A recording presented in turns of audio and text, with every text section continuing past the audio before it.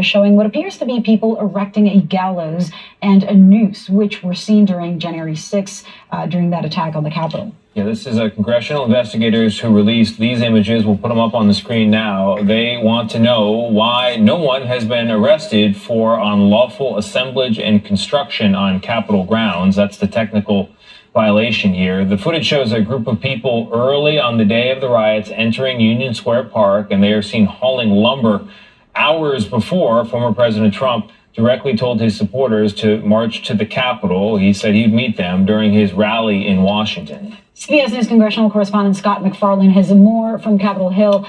Scott, talk to us about exactly what the video reveals. This is one of those still stubborn mysteries from January 6th. We still don't know who left those pipe bombs on Capitol Hill, and we don't yet have any information about somebody being arrested for the erection of those gallows.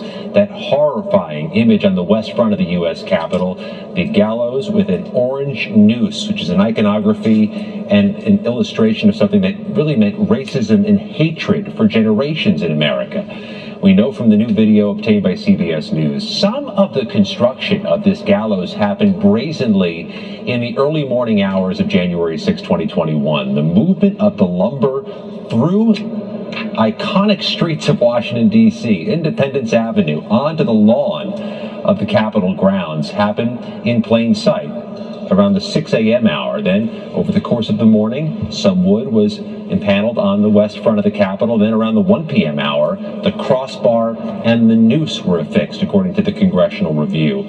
But according to the same Congressional Review, Tony and Lilia, there's been nobody identified as a suspect in this, and our CBS News review of 1,300 or so criminal cases associated with January 6th shows none of the named defendants being linked to this. So 3 years and 2 months later, this remains a transcendent and troubling mystery for all involved. It's very interesting, Scott. It's also interesting that the potential charge here, as I have it anyway, is unlawful assemblage and construction on the Capitol, as though they were building a mailbox or a spice rack and not a gallows. But maybe there'll be other charges once the individuals are identified. I'm curious what the congressional investigators, in making all this footage public, are hoping to get done. I guess they want tips.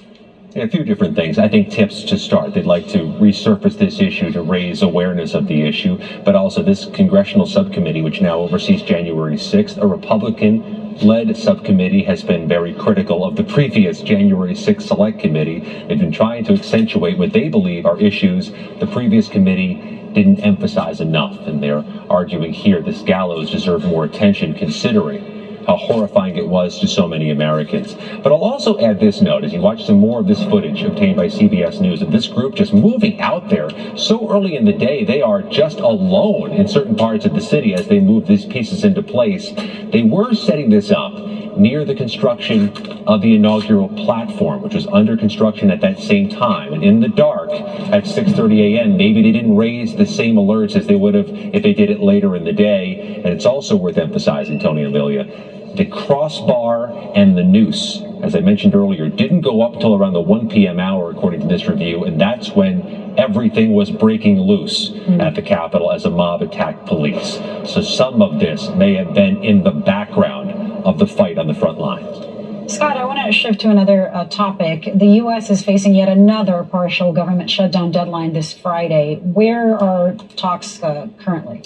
Like a bad college student, they have procrastinated the hardest questions till the very end. There is still a sticking point that they've been punting on ever since this all started in October, these government shutdown deadlines, and that is how to fund Homeland Security in the U.S. Department of Homeland Security, which, of course, includes border protection and border patrol. It all gets tied up in that very toxic political issue.